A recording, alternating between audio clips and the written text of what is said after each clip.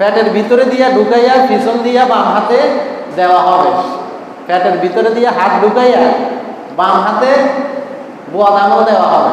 এই চিন্তা থাকবে কি ডাইন হাতে দেয় না বাম হাতে দেয়। ইকরা কিতাবাকা কাফা বিনাফসিকা আল-ইয়াওমা হাসিবা, বলবো তোমারটা তুমি পড়ে দেখো, এই কিতাবে লেখা আছে লা ইউগাদিরু সগীরাতান ওয়ালা কাবীরাতান ইল্লা আহসাহা, ছোট বড় একটাও বাদ যায় নাই।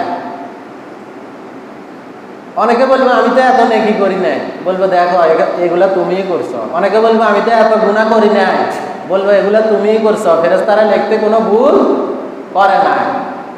এই কঠিন মুসিবত, গাম তাদের মাথার উপর উঠবে, সাঁতরাইব। এই সময় সবাই দৌড়াইয়া আদমের কাছে যাইব, আদম আলাইহিস সালাম আপনি আমাদের জন্য সুপারিশ করেন, আপনি তো আল্লাহর নবী, আপনাকে আল্লাহ নিজে হাতে বানাইছে। আদমকে আল্লাহ নিজে হাতে বানাইছে না? সৃষ্টি হয়েছে নি? তিনাকে আল্লাহ মাটি দ্বারা নিজ হাতে বানাইছে। তা আদম বলবে লাস্তুলাহা, আমার উপযুক্ত সেই যোগ্যতা নাই। এভাবে ইব্রাহিমের কাছে যাবে, সেও বলবে আমার উপযুক্ত সেই যোগ্যতা নাই। ঈসা আলাইহিস সালাম বলবে না। মুসা কালিমুল্লাহ এত সম্মান, আল্লাহর সাথে কথা বলছে, গাছের সাথে কথা বলছে, এত মজুজা দিছে, ফেরাউনের সাথে লড়াই করে জিতে গেছে আল্লাহর হুকুমে। সেই মুসা আলাইহিস সালাম বলবেন আমিও পারবো না। ঈসা রুহুল্লাহ বলবেন মুহাম্মদ সাল্লাল্লাহু আলাইহি সাল্লামের কাছে যেতে পারো। সবাই দৌড়াইয়া যাবে, মুহাম্মদ সাল্লাল্লাহু আলাইহি সাল্লাম সেজদায় পড়ে যাবে। কত বছর কান্নাকাটি করবেন এটার কোনো হিসাব নাই। তখন আল্লাহ বলবেন এরফার ওয়াসাক, হে মোহাম্মদ, ইয়া মোহাম্মদ এরফার ওয়াসাক, আপনি মাথা উঠা অকত তুসমা, আপনি যা বলবেন তা আজকে শোনা হবে।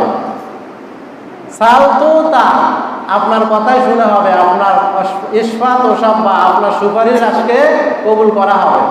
কত বড় এই দুনিয়ার! সেই দিন কোনো নবীরা পর্যন্ত কথা বলতে পারবে না। সেই দিন আমাদের নবীকে আল্লাহ অনুমতি দিবেন, বলেন সুবহানাল্লাহ। আমাদের জন্য সুপারিশ করবেন, সুপারিশ করে আমাদেরকে জান্নাতে নিয়ে যাবেন দলে দলে। যার এই সামান্য পরিমাণ মিসকালা যাররা এই অন্তরের মধ্যে ঈমান আছে, তাকেও শেষ পর্যন্ত নবীজি জান্নাতে নেবেন। এই ঈমানের কারণে আরশের নিচে ছায়া দিবেন। আল মুতাহাব্বুনা, একজন আরেকজনকে ভালোবাসে ঈমানের কারণে। এই ভালোবাসার কারণেও আল্লাহ আরশের নিচে ছায়া দান করে দেবে, বলেন সুবহানাল্লাহ। ওয়াকালা তাআলা, হে নবী আপনি দুই ব্যক্তির উদাহরণ পেশ করুন, দুই ব্যক্তির উদাহরণ পেশ করুন, আপনি দুই ব্যক্তির উদাহরণ পেশ করুন। অদরিব লাহুম মাসালার রাজুলাইনি জাআলনা লিআহাদিহিমা জান্নাতাইনি মিন আনাবিন ওয়া হাফাফনাহুমা বিনাখলিন ওয়া জাআলনা বাইনাহুমা যারআ। হে নবী আপনি উদাহরণ পেশ করুন দুনিয়ার দুই ব্যক্তির।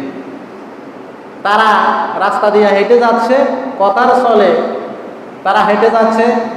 তাদের একজনকে আল্লাহ তাআলা দুটি আঙ্গুরের বাগান দিয়েছেন।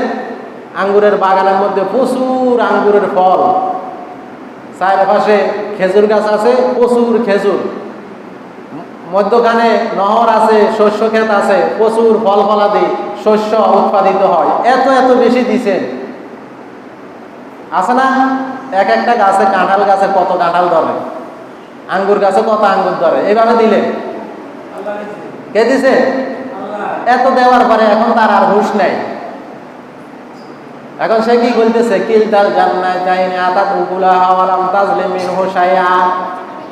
আল্লাহ বলতেছে এই বাগানে এত ফল দিছি, ফল দিতে গাছে কোনো কিপটামি করে না, গাছে কোনো কিপটামি করে না, এত এত ফল ফলাদি শস্য সমাধি দিছে। এক পর্যায়ে সে অহংকার করল। সে বলতেছে কি,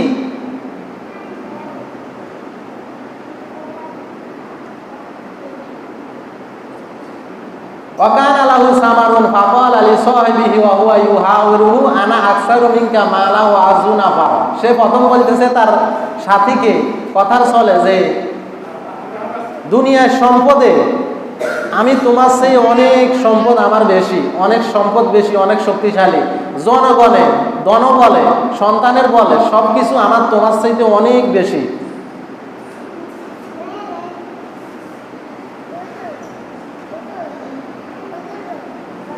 অদাখালা জান্নাতাহু ওয়া হুয়া যালিমুন লিনাফসিহি ক্বালা মা আযুন্নু আন তাবিদা হাযিহি আবাদা।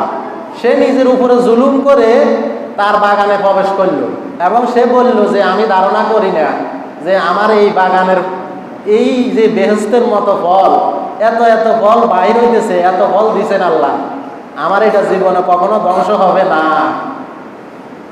দেখেন আমাদের দুনিয়ায় তো অনেক মানুষ আছে বলে কি যে আমার এত সন্তান, এত দল, এত শক্তি, এত টাকা পয়সা, গাড়ি বাড়ি, আল্লাহ যদি আমারও ভালো না বাসে তাহলে এগুলো কেন দিছে?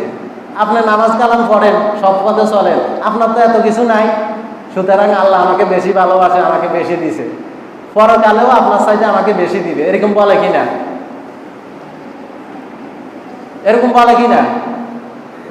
কিন্তু আসল ব্যাপারটা এরকম না। আসল ব্যাপার হলো যাকে দেয় নাই তাকে আল্লাহ না দিয়া দেখতেছে সে কি আল্লাহকে মানে কিনা, আর যাকে বেশি দিছে এটাও দেখতেছে আল্লাহকে সে মানে কিনা। এটা হইলো পরীক্ষা।